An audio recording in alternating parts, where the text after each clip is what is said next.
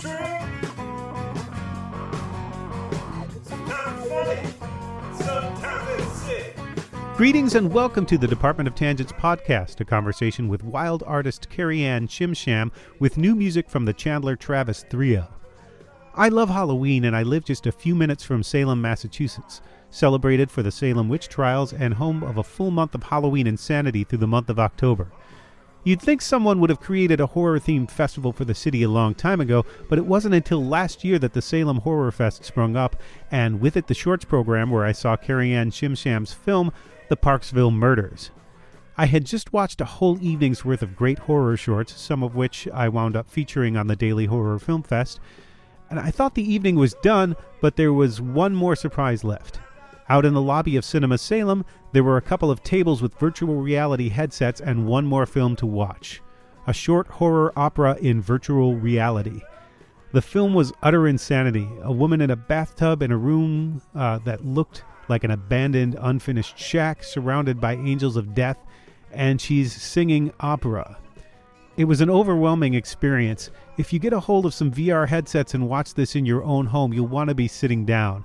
Everywhere you look, there is something ominous to fill your eyes, and the music fills your head. There is no escape for your senses. The whole film is online and embedded in the accompanying post for this podcast episode. You can watch it without the headset, but I'd urge you to wait until you can get the full experience, either at a screening or with the headset. And if you do have a touch screen, you can get kind of that experience and move around, but it's not the same as using the headset. Let me explain Cari Ann's self-description. She is a director, photographer, dancer, choreographer, a wide array of talents she brings to bear in all of her projects. She got tired of listing them all, so she just calls herself a wild artist. I initially sought her out to do an email interview and talk about the Parksville Murders for the Daily Horror Film Fest, but wound up speaking with her by Skype, so we were able to talk about some of her other work, like the new stage show Halfway to Dawn, the Strayhorn Project, about musician Billy Strayhorn, and a film she made that was screened for the United Nations General Assembly. After the conversation, stay tuned for Backwards Crooked from the Sunset, a new tune from podcast guest Chandler Travis. But now, here's Cari Ann Shim Sham.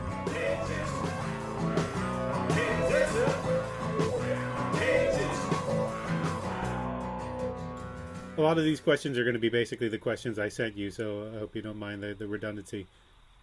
No, that's fine. I got to see I didn't look at them. Oh, okay, good. That's that's good. So you could be surprised by them. Yeah. So I got to see Parksville Murders in VR at last year's Salem Horror Fest. That's awesome. It was at the end of the shorts program. It was one of the most insane and disorienting things I think I've seen. How did you hit on combining these elements, opera, horror, and virtual reality? It's funny, I was at the time living with Annie Hyatt, who's the producer and the head of Opera on Tap, and we would stay up late at night drinking cocktails and talking about ideas. And she was telling me about this kind of like immersive house project that she wanted to do. Mm-hmm. That was a horror opera, and I was like, oh, you should just do it in VR. And at the time she was like, what's VR? And it made a lot of sense because opera is so sonically driven, and the sound surrounds you. The opera singer's voice is so powerful that we were really interested in not only 360 visuals, but 360 sound. Mm-hmm. And so that was the real marriage that we were after, was going after that full immersive sound visual experience. Yeah, the music does fill the audio space as much as VR fills the visual space. And that's a big part of what I think is so disorienting about it. Mm-hmm. Mm-hmm. Was that a goal, to sort of overwhelm and disorient your viewer? Absolutely. In VR, sound is really the lead on where to look. It really guides you because generally the first-time user experience, they just kind of look straight forward. They don't necessarily know to look around. So you need sound cues to guide the viewer to turn around and look behind them. And we partnered with 360 Sound here at 360, and they did an amazing 360 sound mix for us, which really allowed the sound to move all around you. And it tracks with your head. So if you change your point of view, the sound that's coming from the corner is still coming from that corner. Mm-hmm. So it keeps the sound in the space 360 located. And as you turn your head, the sound that's coming from the radiator will always come from the radiator. So we were really excited about that. And that's consistent no matter what technology you use to view the film? It depends. Actually, it does depend. I know that Samsung supports that. Vive supports it. But if you were to watch it through YouTube Viewer, I'm not sure if YouTube is supporting it yet. Mm-hmm. They might be now, but at the time when we first released it, when you saw it, I don't think they were. They're catching up. How did you go about directing something in VR? How do you account for what's happening wherever someone might choose to look at any given moment? Yeah, it was a real shift. I work in theater and dance, and I work a lot in film, and it was a real shift. But it was for me, it was like directing in the round, for example, in theater.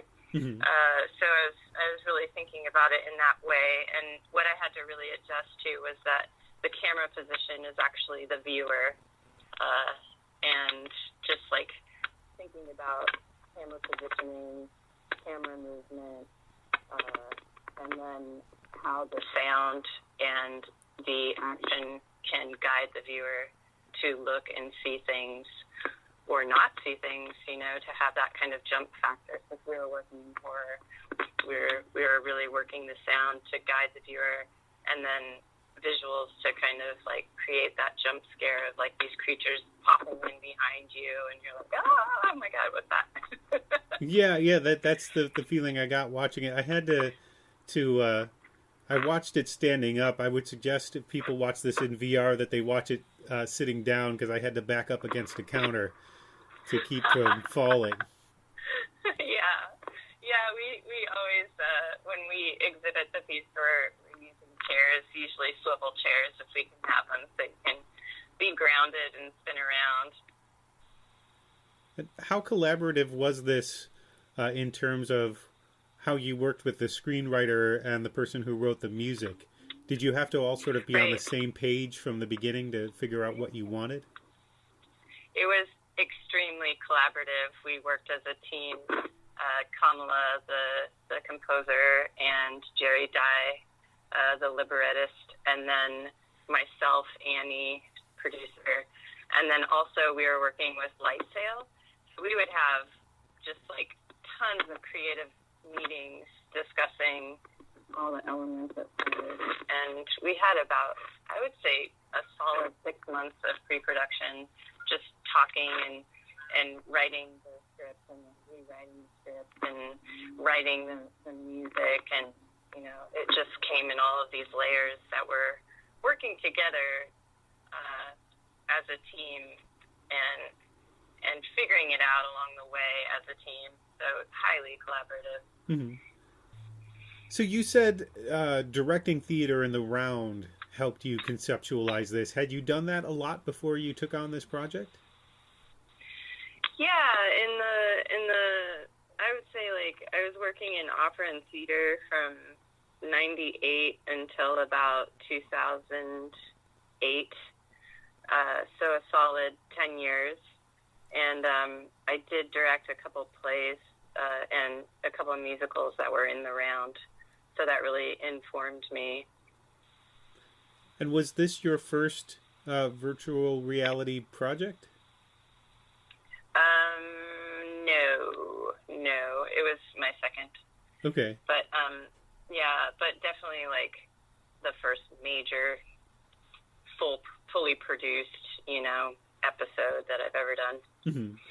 So it was your second VR production and your first horror project. Is that true? Yes.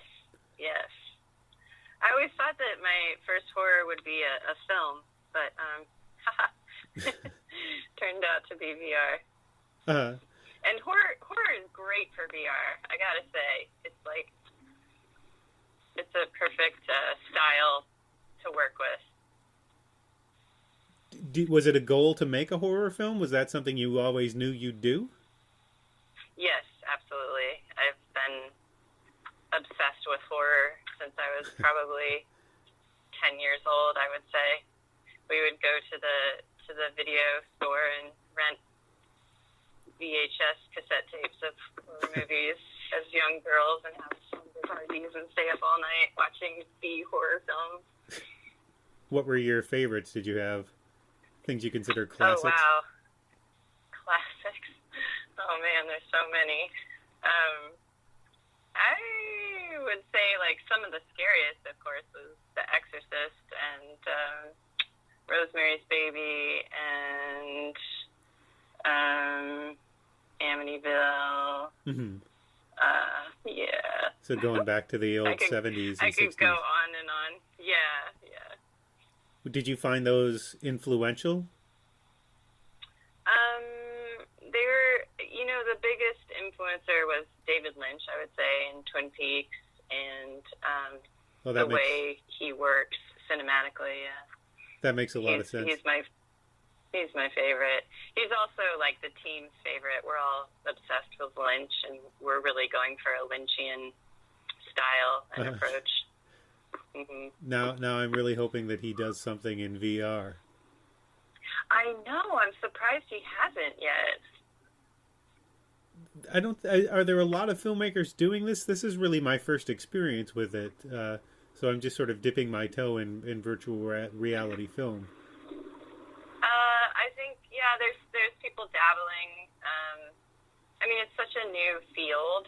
It's this wild frontier. I think of it as a gold rush, really, and a lot of people are starting to get into it. I'm blanking on his name, but there's I forget his name. It'll come back to me, but there's definitely some directors that are starting to work in VR, taking a stab at it. Well, when you but first... mostly it's a lot of gaming people, and then a lot of just there's a lot of gaming people that are getting kind of the head start on everything that's driving the field right now. Was it a consideration that you're making this film, and I'm assuming it was a fairly complicated production to get this done the way you wanted to get it done, and you're going to have a somewhat limited audience just because of the technology. Right, but it's actually a bigger audience than we would have if we were putting it on the stage, which is interesting. We were distributed by Samsung. We were in the Samsung gallery, and we went out to over 6 million headset users through that avenue. When we first released it, just like our own release, we had over 6,000 views, which is a much larger audience than we would ever have if we were to, say, put on a show in New York City. So it really has a higher access rate, which was another thing we were interested in, was just getting opera to the masses in a really accessible and fun way. Well, it's interesting that you say, we got more views this way than we would have if we'd done it as a stage production, that the stage production would be your alternative rather than a standard short film. Right.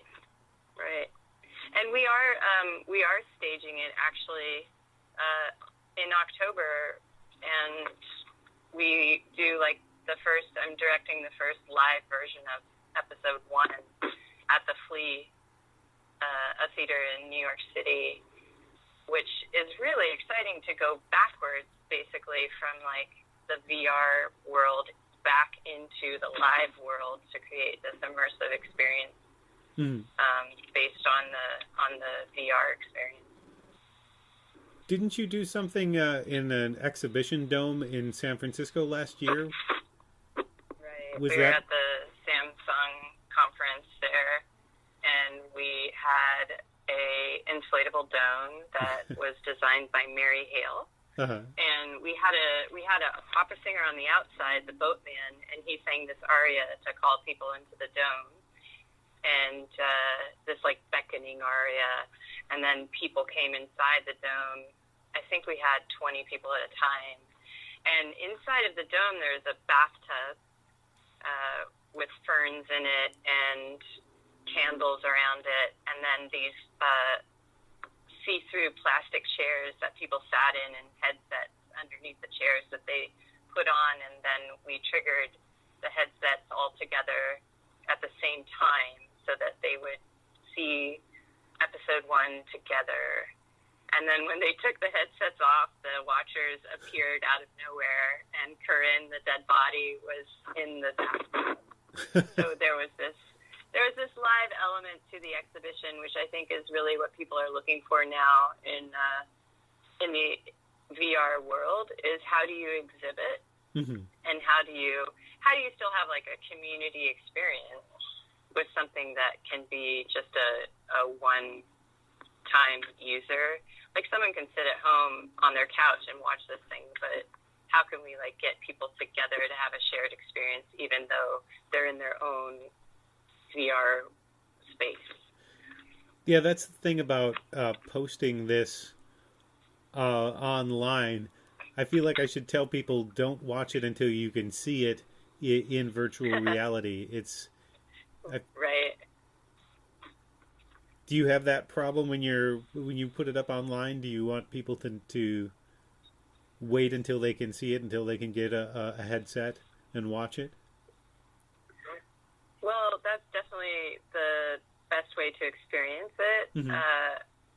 But there's no controlling once you put something up on like YouTube, where you can mouse around and see it 360 in a flat screen way. There's no way to really control how people view it once you do that. What would you say is the ideal way for people to see the film? Definitely in a headset that supports the 360 sound tracking that it's designed for.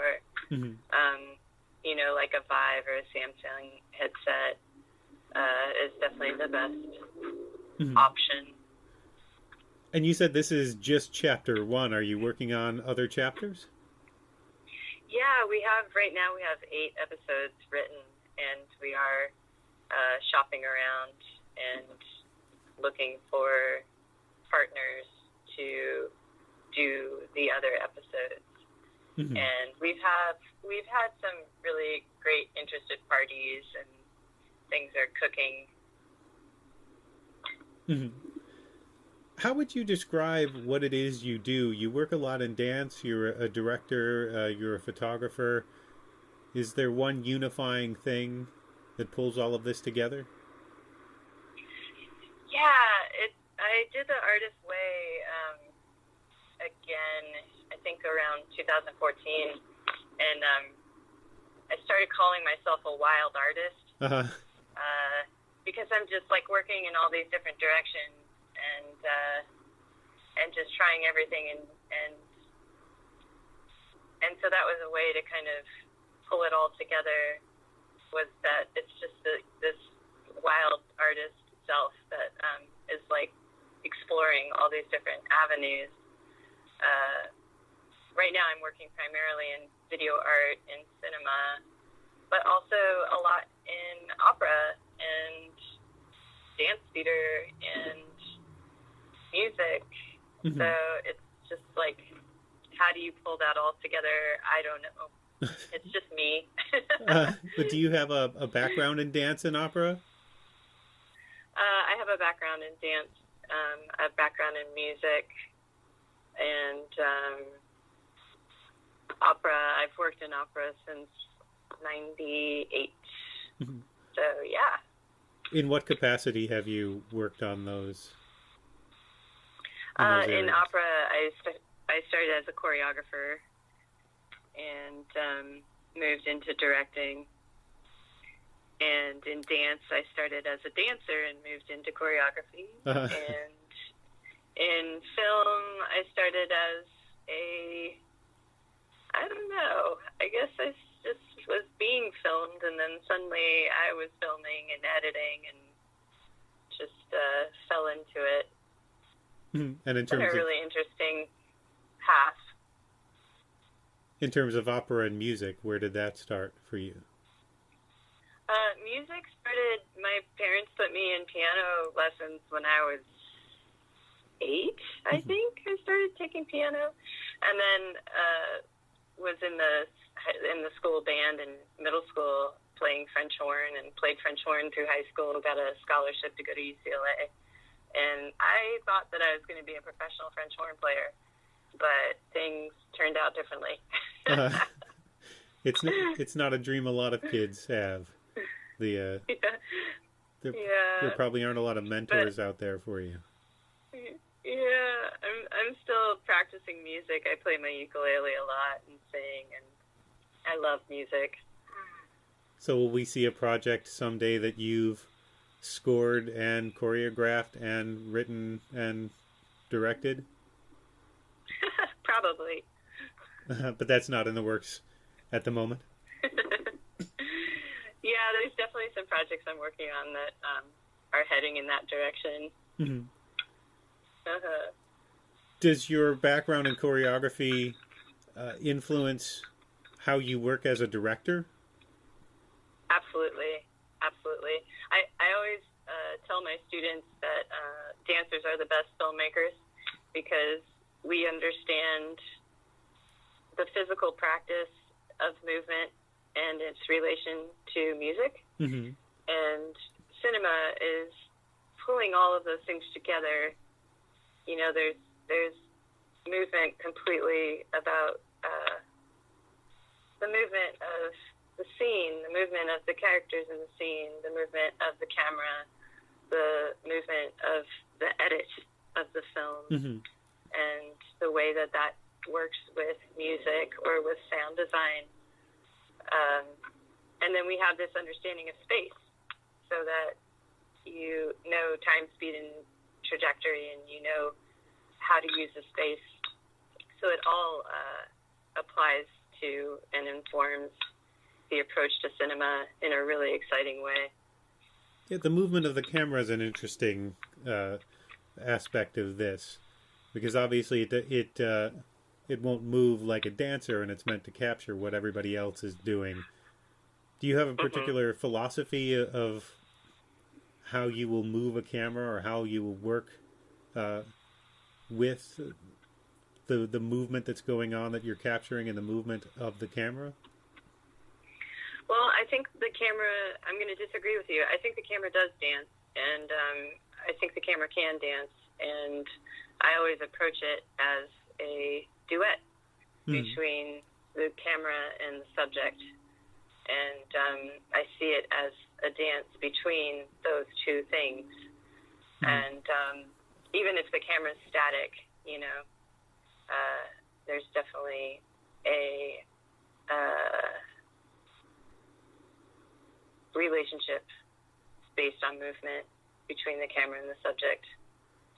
So my philosophy is that it is a dance. And I noticed in your bio, it mentioned you'd screened work for the United Nations General Assembly. What piece was that? Oh, that was a documentary film called One Day on Earth. Mm-hmm. And that was the first film to be shot in every country of the world on the same day, 10-10-10. And we partnered with the United Nations to get certain countries involved that were hard to access, and even had people from the United Nations basically bringing film back across borders that would have otherwise not been able to get to us. And that project is available and is still it's still continuing, actually, doing various projects. But it's available. That film is available on iTunes and Amazon, and was directed by Kyle Ruddick.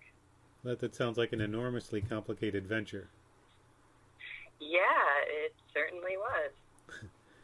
Were you responsible for just a certain number of countries and other people sort of responsible for others? I can't imagine. I helped to produce the film. I was one of the associate producers, and then I was also involved as an editor. So I edited the dance and music section of the film and the end credits, and was responsible for looking at footage. We had over 3,000 hours of footage that we were working with. And then I also was working with the release and the premiere of the film, getting it into theaters all around the world. We had the largest premiere in the history of film, where we screened in, I think, something like, I don't remember the exact number, but the day that we released the film, that we showed it at the United Nations, we also screened it in something like 120 or 140 countries on that day. So was that nerve-wracking? Was it like a normal feature premiere? It was not normal at all. It was the hardest job I've ever had. Yeah, very stressful, but also very fulfilling and satisfying, and lots of adrenaline. Yeah, well, I can imagine if you're doing a big Hollywood film somewhere. All right, well, America doesn't like you this week, and with a film like this, if it doesn't go over well, the whole world doesn't like you today. Yeah, we actually had a great experience. We had a great premiere. The world loved us, and it was really joyful. We were getting messages from all of our filmmakers from all over the world, and getting photos from the screenings, and it was just a really happy time that day. It was Earth Day, actually, when we premiered, so it was like April 20th, I believe. Mm-hmm. And your current project is halfway to dawn, the Strayhorn project. If I have this correct, it's a dance piece about Duke Ellington's writing partner, Billy Strayhorn? Correct, and what is your part on this project? On this project, I'm the video artist, designing the video and the screen for the piece. We're working with 5 different projectors. We have like a big main projector for the back screen to create the kind of like background visual elements, and then we have 2 gaming projectors that are projecting into these shadow boxes that I designed, and Mary Hale, the inflatable artist I was telling you about, she built the boxes. Mm-hmm. And then we have 2 handheld projectors that are projecting onto dancers' bodies, as well as this puppet screen that you can pick up and walk around with. Mm-hmm. That sounds like it would have to be, again, a very collaborative effort, because you need to see what this looks like in real time. Right. While you're creating it. Right.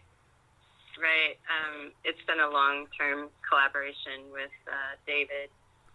We've been working on this piece for 3.5 years, and I've been collaborating with David since 2008, I would say.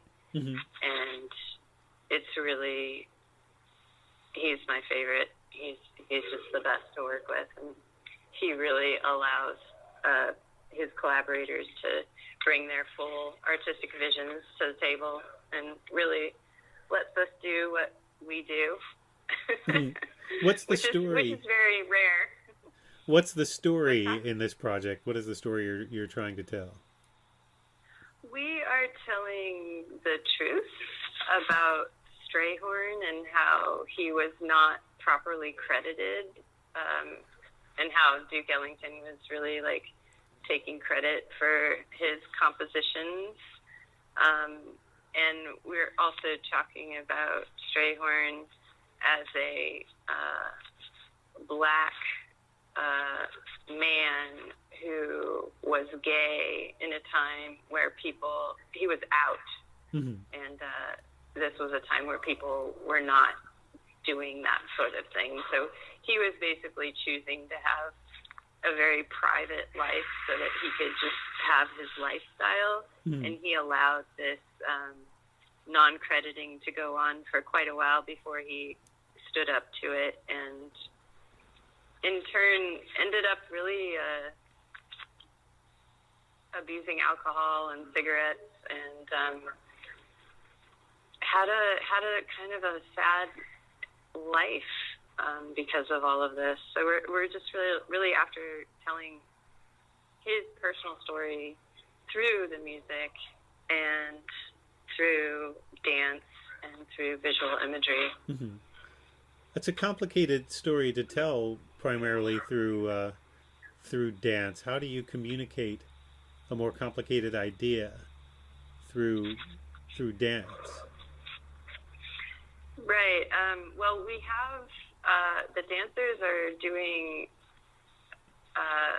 real beautiful classic jazz movement to the music, and they are playing characters and roles in the piece, and the visuals support the storytelling. We have handwritten text that I wrote with my own hands that's being projected onto the screen behind them, that's giving dates and historical information mm-hmm. to help viewers understand, the timeline of his life.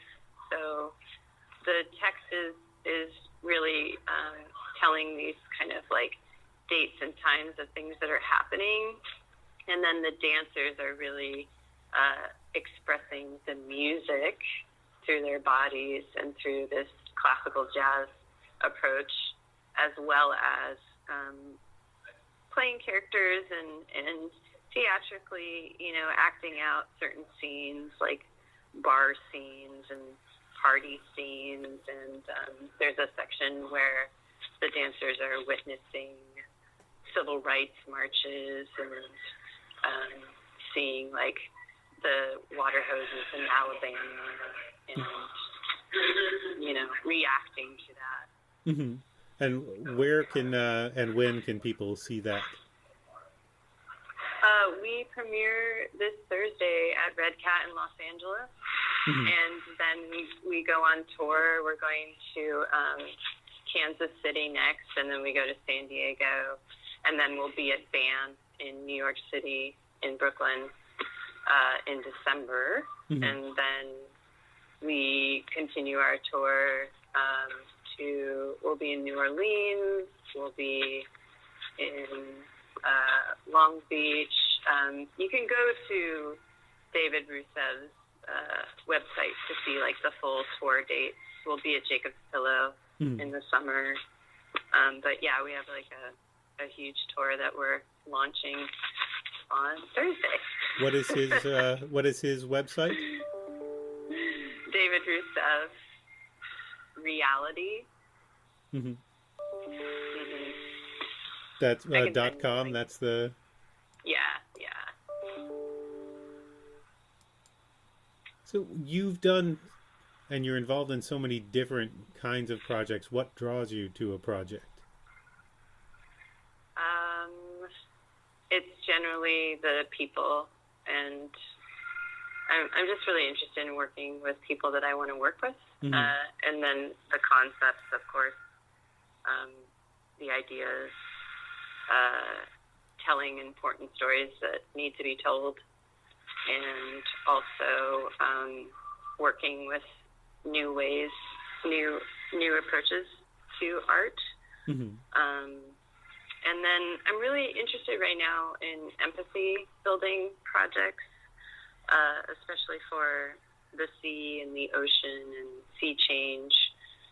There's a couple projects I'm involved in Dance Like No One's Whale Watching, which is an immersive experience set in an inflatable dome that allows the audience to experience the fantasy of having a pet orca whale, and really like builds upon like this empathetic experience for the sea and for sea creatures. And that's something you're doing now, that'll be available sometime soon for people? Yeah, we just we actually premiered that last year in October at Earth Dance, and we did another residency with that project this summer in Gloucester, Massachusetts. Yeah, so that piece is available, looking for its next site. And when do you think people might be able to see more chapters of the Parksville Murders? Oh, wow, I hope as soon as possible, but there's really no telling. Yeah, we're just shopping around right now. It takes a lot of money to make VR, so we're looking for the money. How much bigger a budget is it then to just shoot this sort of flat, I guess, as it were?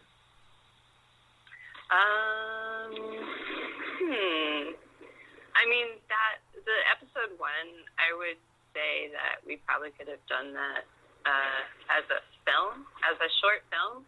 We probably could have done it for around $10,000, and as it stands, what we did for episode 1 ended up in the range of like $50,000 to $60,000. So we're looking right now.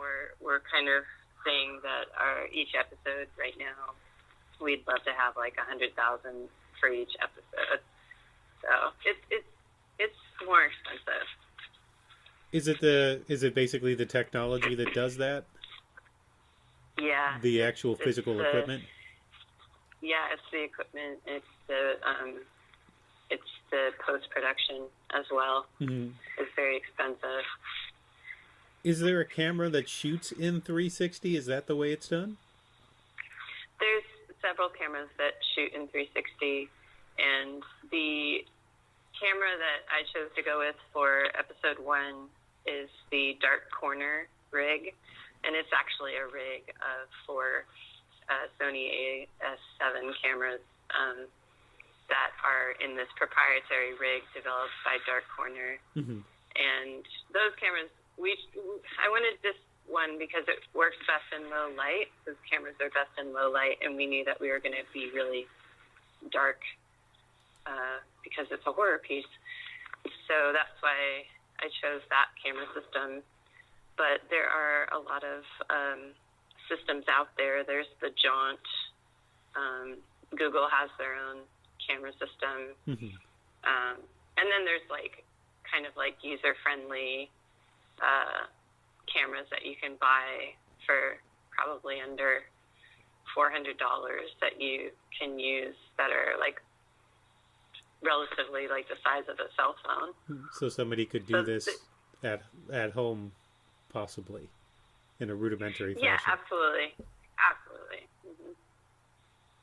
And you expect this to expand, the concept of VR to expand in the near future, or is it happening now? It's happening now, for sure. I think AR is actually going to be even more of a expanding field. I think that screens and cell phones are going to disappear in the next 10 to 20 years, and we're going to have everything in front of our faces, like on lenses that you can look through, but then see things projected on these lenses. I think we're moving in that direction. So that would be like an augmented reality world. A final vindication of the Google glasses. Yeah, and HoloLens and And what's the best way for people to keep up with your work and find out what you're doing? My website is the best place to go for that. And I'm also on Instagram. The Beast, yeah. And the website's just, is that just CariAnnShimSham.com? Correct. Okay. All right. Well, thanks for taking the time to speak with me. I appreciate it. I know you've had a lot going on this week. Yeah, thank you. It's been a pleasure. Arrow to the head isn't always a trick. Thanks again to Cari Ann Shim Sham for speaking with me. You can find out more about her work at CariAnnShimSham.com and more about the Parksville Murders at theparksvillemurders.com. You can find an embed of the movie on the blog post corresponding to this episode at www.departmentoftangents.com. But again, I would urge you to try to see this with the virtual reality headsets if at all possible. And if you liked this or any other episode of the Department of Tangents podcast, please consider subscribing and or reviewing on your iTunes and Stitchers and whatnots. You can also find the Department of Tangents on Facebook and Twitter. And now our featured track this week, the title track from the Chandler Travis 3-O's new album, Backward Crooked from the Sunset. If you listen to the Department of Tangents podcast episode 25, you know how brilliant Travis is and how diverse he is as a songwriter. We spoke mainly of the Chandler Travis Philharmonic in that episode, but the new album is from his 3-O project, which is a trio plus Travis. Typical of Travis, the new album is hard to classify stylistically. There's a serenity and even whimsy in the sound, an easiness. Burke McKelvey's clarinet sounds especially warm throughout, but Travis doesn't stand in the same place for too long. Disappointment is a simple toe tapper interrupted by an orchestral blast halfway through, and there's an instrumental in each half of the album to balance things out. And the lyrics often agitate against the serenity of the sound, with songs like Disappointment, Shut Up, and Settling for Less. The optimism in the title track is hard-earned. Life goes on, it always has. It doesn't care what you've been doing, sings Travis. Miracles will find you all the same.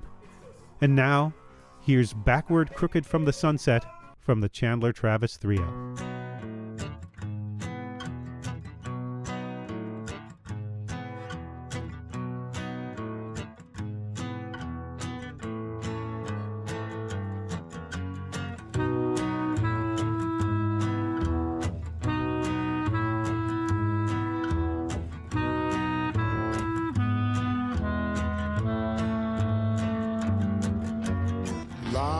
Lost can be, dragging through the fallen autumn leaves. Battered, broken, sore, when you can't take another second more. Getting out right now, 'cause you just gotta get away somehow.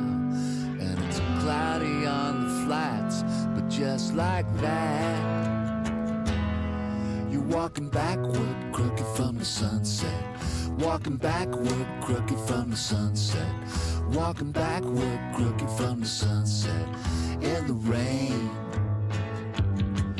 Walking backward, crooked from the sunset. Walking backward, crooked from the sunset. Walking backward, crooked from the sunset. In the rain.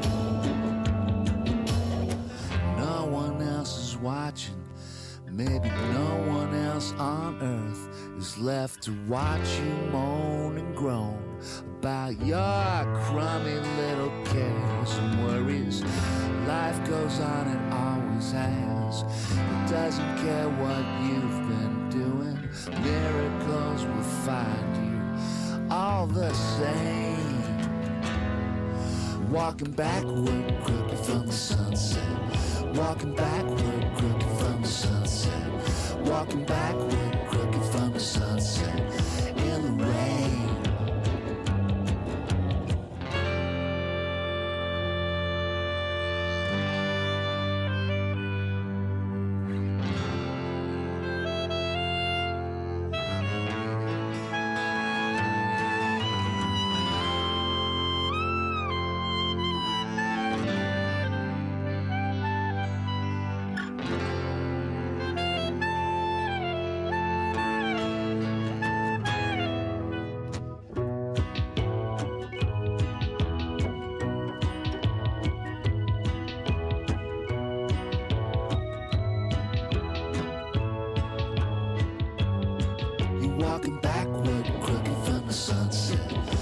Walking backward, crooked from the sunset. Walking backward, crooked from the sunset. In the rain. Walking backward, crooked from the sunset. Walking backward, crooked from the sunset. Walking backward, crooked from the sunset. In the rain.